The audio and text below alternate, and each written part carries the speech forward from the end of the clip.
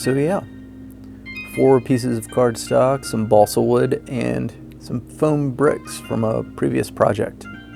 With these things, I'm going to make a small house. So yeah, nothing too fancy.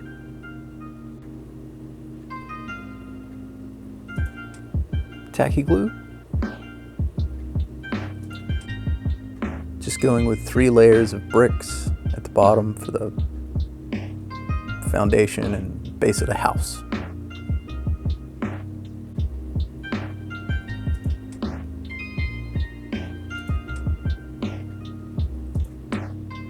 Done in super speed. But yeah, I use these on a tower that I made a month or so ago. And I had some leftovers because generally you do.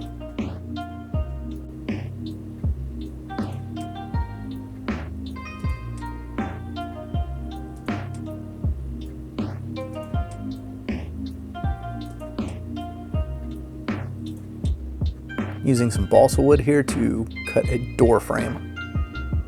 That's going to be most of the trim work. Balsa wood, that is.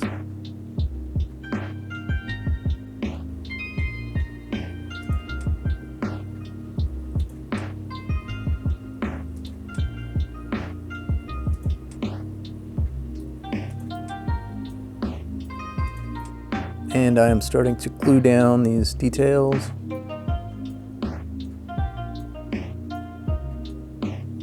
Door frame, trim, all that good stuff. Windows.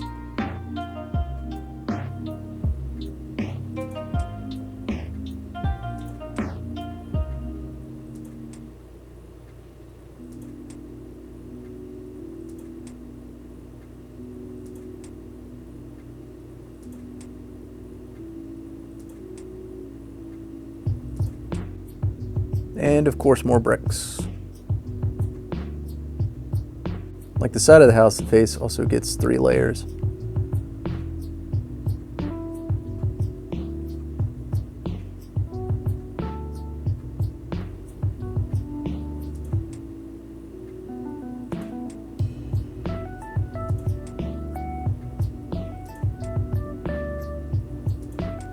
And I'm running a bead of glue for that fascia or balsa wood trim, whatever you want to call it.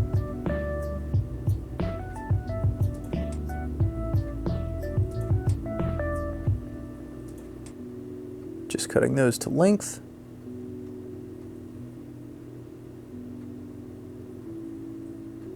This balsa wood is, oh, I don't know, 1/8 inch by 1/4, something like that. And as you can see, I'm using a wire brush to texture this balsa wood. You don't always see me do it, but I always do it.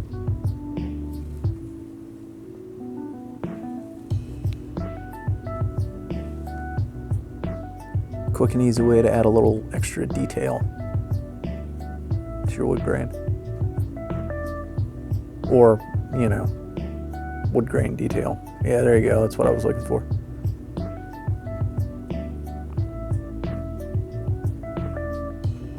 Gluing some of these details down to the side.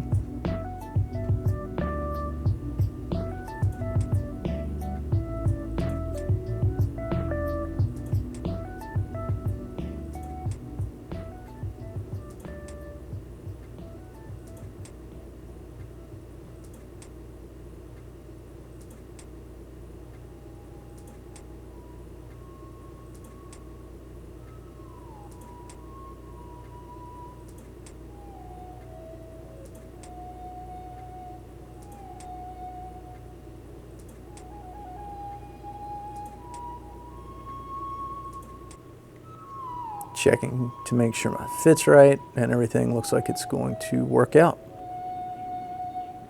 Adding a little more detail to the front of the house.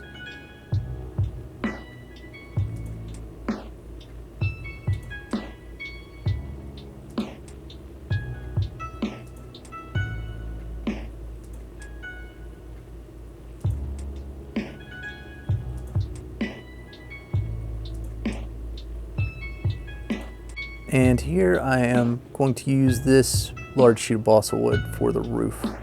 Kind of roughing that up with the wire brush. Cutting everything to length with a ruler. Now this is supposed to look pretty rustic, so, you know, it doesn't need to be super accurate, but you are making a mold of this, so you don't want it to look like trash either.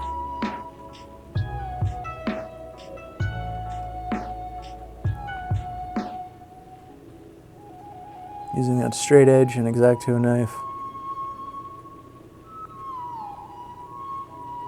Some of this wood's breaking kind of oddly. That's all right, it's not a problem. Like I said, rough is not necessarily bad in this instance.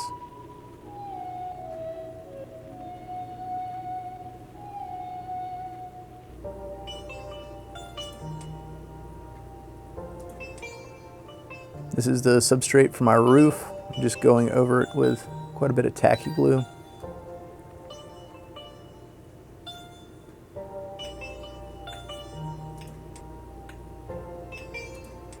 I'm also running a bead, kind of help close up any air gap so silicone doesn't get underneath that when I do pour this mold.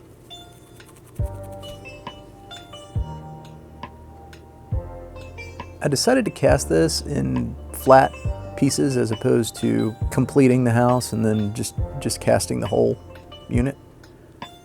For variety's sake, I figured I could always add more molds and get quite a bit more variety out of these pieces.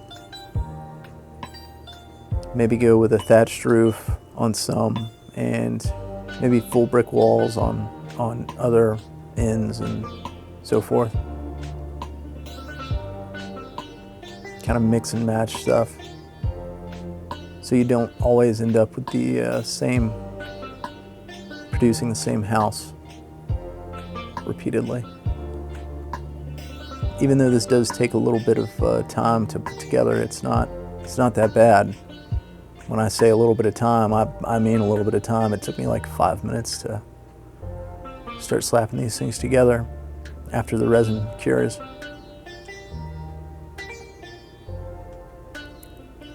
Just adding some windows.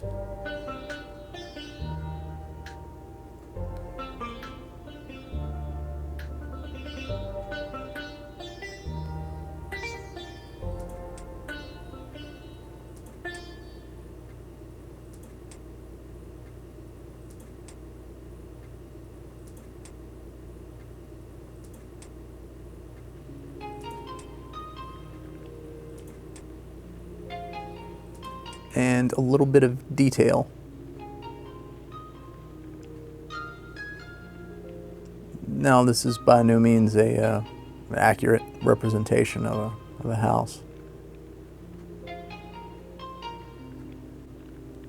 Got a little plaster of Paris here, some warm water.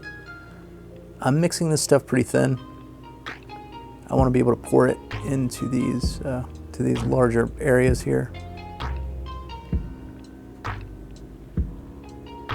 Add some thickness easily.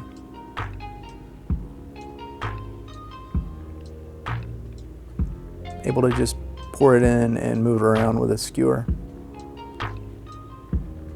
Be careful to keep this out of the doorway and the window areas. It's not too hard.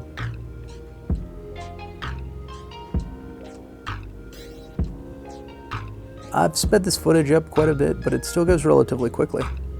This is not a complicated or long process.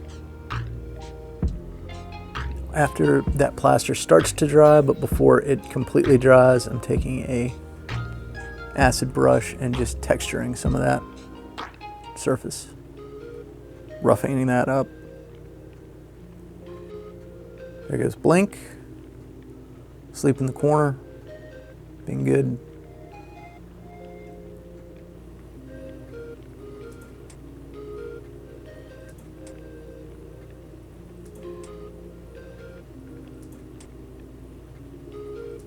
Okay, I have everything backed on cardstock here. Just pulling some hot glue strings. I've got a wall of cardstock on the sides that's 1/2 inch high, and I'm just priming this with acrylic paint. I'm going to be using platinum cure silicone, so you really need to be careful that your paint doesn't have sulfur, or any of your building products don't have sulfur in them. Most silicones react very poorly with that, especially platinum cure.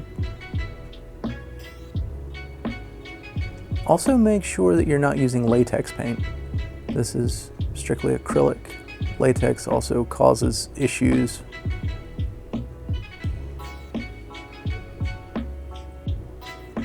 Now, this silicone is a 1-to-1 ratio by weight.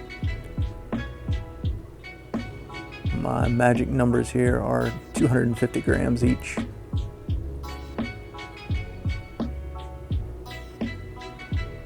And it doesn't look like I'm stirring this for very long, but let me tell you, I stirred this for very long, probably 15 minutes. Your working time really isn't that long with this stuff, so you need to be careful. And when you pour your silicone, you want to pick a spot in your mold and stay there. You don't want to introduce any more air into the mold casting process than is already there. I did not degas the silicone. You can, but you don't have to with platinum cure, or at least with this platinum cure silicone, so I chose not to. It is more expensive than tin cure silicone, but it doesn't require a vacuum chamber, so in that sense it's cheaper. You pay a little bit more for the material, but you don't need as many expensive tools. I cut it pretty close here as far as my volume of silicone that I mixed up. Worked out, but these molds were pretty thin in some places. No worries, like I said, everything worked well. Even though you can see that red brick through there, it's a solid block. There are no holes in the silicone, so it works out. I did not need to add a little extra silicone there. Be careful when you're removing the original from the mold. You can potentially tear your silicone. Okay, this urethane resin that I'm going with is a 1-to-1 mix by volume, not weight, so there is that. The working time on this stuff is like 2.5 minutes, I think. Stir quickly, pour quickly. Also, always pour on a level surface. I don't talk about that very often, but it's pretty important, especially when you're pouring a thin mold like this, or a thin casting like this. This casting in some spots is only 1/16 of an inch thick. Were this surface not level, it would be problematic, to say the least. I had a little bit of extra resin, so I had a mold ready. It's always good to have a couple of molds ready, especially if you haven't poured in a mold yet.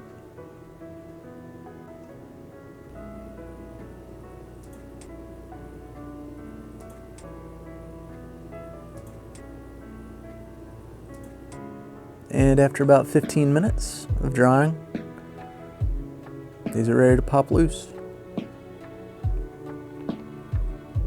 No problems, everything came out pretty well. I cast that set of molds twice to make one complete house. And I've got a piece of 60 grit sandpaper here to rough up these edges. I'm just going to be sticking this together with super glue. You could probably use hot glue, but super glue is pretty good for resin. Plastic glue will not work.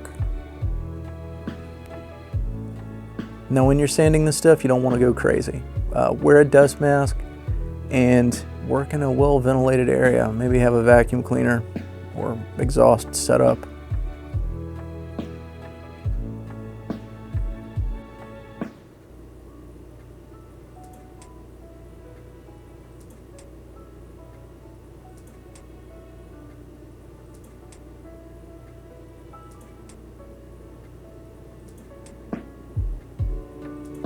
A thin line of super glue is all it takes.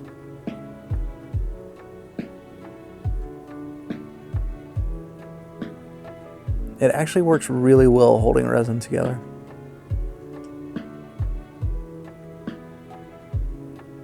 At least urethane resin, which is what this is.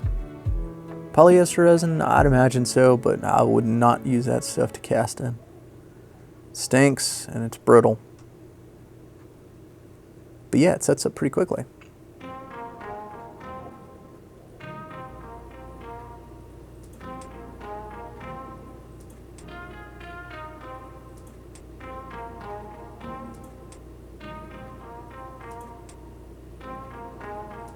I will say, as far as lining all these pieces up, it does take a little bit of practice. I'm using my cutting board here to keep everything square. It actually helps out quite a bit. Got the two sides on, and now it is time for the last piece before the roof. Making sure you keep everything square really will help you during the building process. If you don't, you may end up with issues, alignment issues.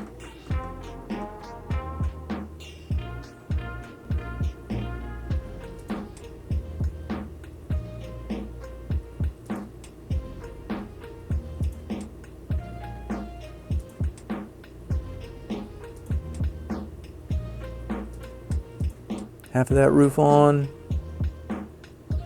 Now for the rest. And like I said before, this really did not take a long time to build. I've got it down to less than 5 minutes as far as the actual construction process. Pouring time on the resin is, 30 seconds. Drying time is what's going to take longest. I have spray primed everything in a brown, going over these wood surfaces with some darker brown craft paint. Just tapping that on. Not too worried about, keeping it off the stonework or the plaster work. You could even use a much larger brush and knock that out even a little quicker.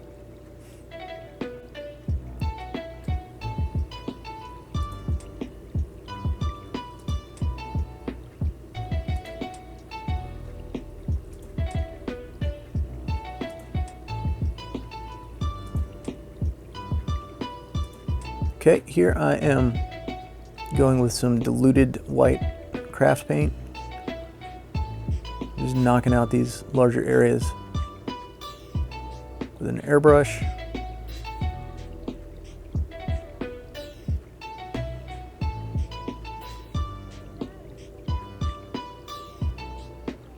I should have also painted those windows at this point, but I didn't think about it. Oh, cut those out if you want to. That resin is super thin right there, so shouldn't be much of an issue. I haven't tried it yet, but if you're going to, I'd suggest cutting it out when it's still wet, or not wet, but before it completely sets up, when it's still malleable, right after you pour it from, or pull it from the mold.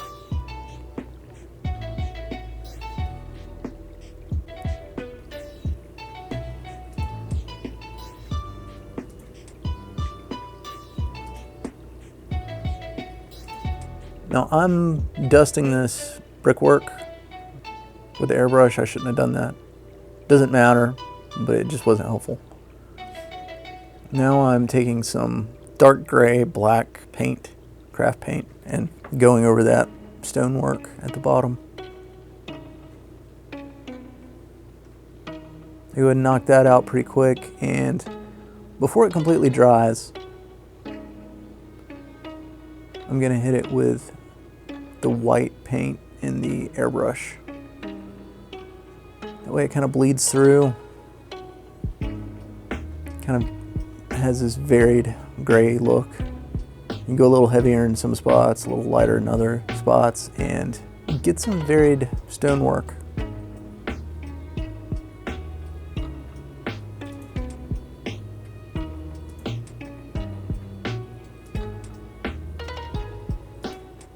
After all that dries, I'm coming back in and cleaning up some of this woodwork that I've done.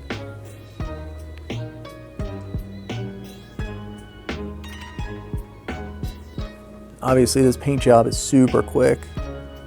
If you want to take the time to fill in all those gaps from the molds where they meet and, you know, paint this thing exceptionally well, you can. You're going to end up with a much better looking house than this. My main goal here is just to show you that you can do this really quickly. You get like a table of these things set up in a day, completely painted. Now I am making a mess with some wash. It's a dark brown wash. Obviously I'm not being too particular with this stuff. I'm just kind of knocking out some of the detail there. Going over some of the cracks and crevices and pulling out some of the stonework.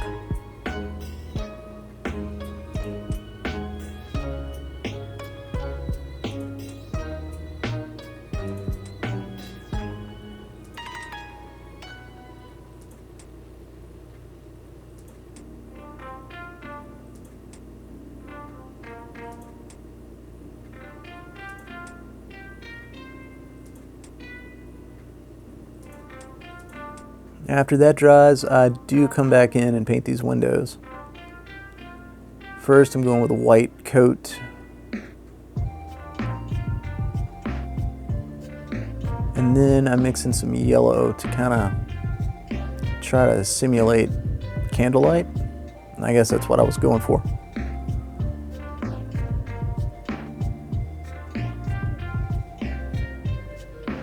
Again, nothing too fancy. This is a very quick paint job. Just looking to get something on the table. And I'm not too worried about overspray. So long as I don't go nuts with it. It kind of adds to the effect of illumination. Here I've got a couple of pieces of plastic mesh. Just sticking in those windows adds a little textural detail. Obviously not something you have to do, but I think it's worth it. Pretty cheap too. All told, each one of these houses, which I'm only showing one, Hayblank, cost just under $4. That does not include the price of the mold, but you know, can't win them all. Carl, Bob, gentlemen,